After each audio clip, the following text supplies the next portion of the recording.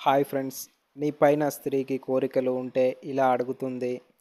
ఒక స్త్రీ నిన్ను నిజంగా ఇష్టపడితే ఆమె నేను నిన్ను ప్రేమిస్తున్నాను అని ప్రతిసారి చెప్పకపోవచ్చు. కానీ ఆమె అడిగే కొన్ని చిన్న చిన్న ప్రశ్నల్లోనే ఆమె మనసు మొత్తం దాగి ఉంటుంది. ఆ ప్రశ్నలు వినడానికి సాధారణంగా అనిపించిన వాటి వెనుక ఉన్న భావోద్వేగం చాలా లోతైనది. ప్రేమలో ప్రతి ఒక్కరూ తమ భావాలను ఒకేలా వ్యక్తపరచరు. కొందరు మాటల్లో చెప్తారు, మరికొందరు తమ శ్రద్ధ, ఆప్యాయత చిన్న చిన్న ప్రశ్నల ద్వారా తెలియజేస్తారు. ఒక స్త్రీకి నీపై ప్రత్యేకమైన అనుబంధం ఏర్పడితే ఆమె జీవితంలో నువ్వు సురక్షితంగా ఉన్నావా, సంతోషంగా ఉన్నావా నీ గురించి తెలుసుకోవాలనే ఆసక్తి సహజంగానే పెరుగుతుంది. అందుకే ఆమె ఇలా అడగవచ్చు, తిన్నావా? ఈ ప్రశ్న వెనుక ఆకలి గురించి మాత్రమే కాదు, నీ గురించి నేను ఆలోచిస్తున్నాను అనే మౌనమైన ప్రేమ ఉంటుంది. ఇంటికి ఎప్పుడు వెళ్తావు? ఇది కేవలం సమాచారం కోసం కాదు, నువ్వు క్షేమంగా ఇంటికి చేరాలని కోరుకునే మనసు. ఈరోజు ఎందుకో నిశ్శబ్దంగా ఉన్నావు? ప్రపంచం మొత్తం నీ నవ్వునే చూస్తుంది, కానీ నిన్ను ఇష్టపడే వ్యక్తి నీ మౌనాన్ని కూడా గమనిస్తుంది. నీకు ఏమైనా సమస్య ఉందా? నువ్వు చెప్పకపోయినా నీ కళ్ళల్లో కనిపించే బాధను చదవడానికి ప్రయత్నించే మనసు అది. నాతో మాట్లాడటానికి టైం ఉందా? ఈ ప్రశ్న వెనక అసలు అర్థం, నీ జీవితంలో నాకు కూడా ఒక చిన్న స్థానం ఉందా అనేది. ప్రేమ అనేది ఎప్పుడు పెద్ద పెద్ద మాటల్లో ఉండదు. కొన్నిసార్లు అది ఒక చిన్న మెసేజ్లో ఉంటుంది, ఒక కాల్లో ఉంటుంది, ఒక జాగ్రత్తగా వెళ్ళు.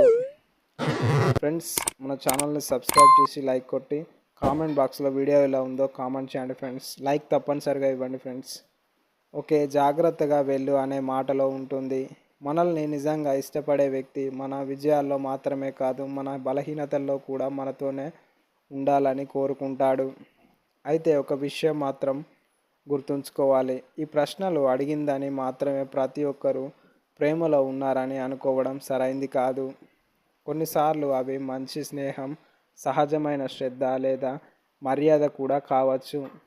ఒక వ్యక్తి భావాలను అర్థం చేసుకోవాలంటే ఒక్క మాట కాదు, వారి మొత్తం ప్రవర్తనను గమనించాలి. ఆమె ఈ ఒక్క ప్రశ్న అడిగిందంటే నీ గురించి ఆలోచించడం మొదలుపెట్టిందని అర్థం కావచ్చు. ఒక స్త్రీ మనసులో ఏమి జరుగుతుందో ఆమె ఎప్పుడూ నేరుగా చెప్పదు. కొన్ని భావాలు మాటలుగా బయటకు రావు, కానీ ఒకరోజు అకస్మాత్తుగా ఆమె నిన్ను అడుగుతుంది, ఈరోజు ఎందుకో చాలా సైలెంట్గా ఉన్నావు. ఆ క్షణం నుంచి ఒక కథ మొదలవుతుంది. ఎందుకంటే మనసుకు సంబంధం లేని వ్యక్తి నీ మౌనాన్ని గమనించడు. ఆమె మళ్ళీ అడుగుతుంది, ఇంటికి చేరాక ఒక్క మెసేజ్ చేయవా అని. ఇది నియంత్రించడానికి కాదు, నీ క్షేమం గురించి తెలుసుకోవాలనే ఆసక్తి. ఆ తర్వాత నువ్వు అందరికీ ఇలా మాట్లాడుతావా, లేక నాతోనేనా? ఈ ప్రశ్నలో ఒక చిన్న అసూయ ఉండవచ్చు, కానీ అంతకంటే ఎక్కువగా నీ జీవితంలో తన స్థానం ఏమిటో తెలుసుకోవాలనే ప్రయత్నం ఉంటుంది. కానీ జాగ్రత్త, ఈ యొక్క ప్రశ్నను చూసి వెంటనే ఆమె ప్రేమలో ఉంది అని నిర్ణయించకూడదు. మనుషుల ప్రవర్తన ఎన్నో కారణాలు ఉంటాయి. స్నేహం, శ్రద్ధ, మర్యాద లేదా ప్రేమ నిజమైన అనుబంధాన్ని అర్థం చేసుకోవాలంటే మాటలను కాదు, కాలంతో పాటు మారని ప్రవర్తనను గమనించాలి. కానీ నిజమైన శ్రద్ధను ఎక్కువ కాలం నటించడం చాలా కష్టం.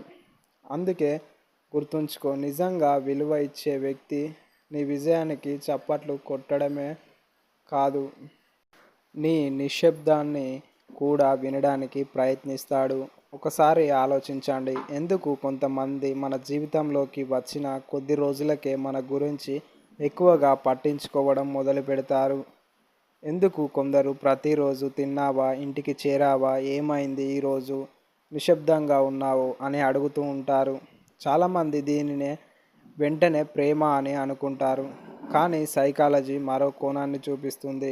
అటాచ్మెంట్ థియరీ ప్రకారం మనిషి తనను సురక్షితంగా, నమ్మకంగా అనిపించే వ్యక్తితో ఒక భావోద్వేగ బంధాన్ని నిర్మించుకోవాలని సహజంగా కోరుకుంటాడు. ఆ బంధం ఏర్పడుతున్నప్పుడు ఎదుటి వ్యక్తి ఎలా ఉన్నాడు, ఏమనుకుంటున్నాడు, సంతోషంగా ఉన్నాడా, బాధలో ఉన్నాడా అనే విషయాలపై సహజంగానే ఎక్కువ శ్రద్ధ పెరుగుతుంది. అందుకే కొన్నిసార్లు ఆమె అడుగుతుంది, ఈరోజు బాగోలేదనిపిస్తుంది, ఏమైంది? ఈ ప్రశ్నకు కారణం ఎప్పుడు ప్రేమ మాత్రమే కాదు, కానీ నీ భావాలను గమనించే ప్రయత్నం మాత్రం కావచ్చు. మరొక రోజు ఇంటికి చేరాక ఒక మెసేజ్ చేయి. ఇది ప్రతి సందర్భంలో ప్రేమకు నిదర్శనం కాదు. అయితే నీ క్షేమం తనకు ముఖ్యమని భావిస్తే ఇలాంటి మాటలు రావచ్చు. అటాచ్మెంట్ థియరీ ఒక ఆసక్తికరమైన విషయం చెప్తుంది. మనకు ఎవరో ఒకరు భావోద్వేగంగా ముఖ్యమైన వ్యక్తిగా మారినప్పుడు వారి నవ్వు మనకు ఆనందం ఇస్తుంది, వారి బాధ మనల్ని కూడా కలిచివేస్తుంది. వారు దూరంగా ఉంటే వారితో మాట్లాడాలనిపిస్తుంది. ఇది మనిషి మెదడు ఏర్పరచుకునే సహజమైన బంధాలలో భాగం. అందుకే కొన్ని ప్రశ్నలు చాలా సాధారణంగా కనిపించిన వాటి వెనుక ఒక లోతైన భావోద్వేగం ఉండవచ్చు. నువ్వు బిజీనా? ఈరోజు నాతో ఎందుకు తక్కువ మాట్లాడావు? నువ్వు ఓకేనా? ఈ ప్రశ్నలు ఒక్కటే చూసి ఎలాంటి నిర్ణయం తీసుకోవడం సరైంది కాదు. ఎందుకంటే మంచి స్నేహితులు, కుటుంబ సభ్యులు లేదా శ్రద్ధ చూపే సహోద్యోగులు కూడా ఇలానే అడగవచ్చు. సైకాలజీ చెప్పేది ఏమిటంటే ఒక సంఘటన కాదు, కాలక్రమంలో కనిపించే ప్రవర్తనే ముఖ్యమైనది.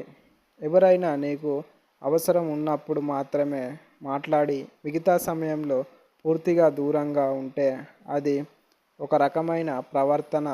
కానీ నీ సంతోషం, నీ బాధ, నీ ఎదుగుదల గురించి స్థిరంగా శ్రద్ధ చూపుతూ, నీ హద్దులను గౌరవిస్తూ, నీకు భద్రత అనిపించేలా ఉంటే అది ఆరోగ్యకరమైన అనుబంధానికి సంకేతం కావచ్చు. అయితే ఇంకో ముఖ్యమైన విషయం, అటాచ్మెంట్ అంటే ఆధారపడటం కాదు. నిజమైన అనుబంధం అంటే ఒకరిని ఒకరు నియంత్రించడం కాదు.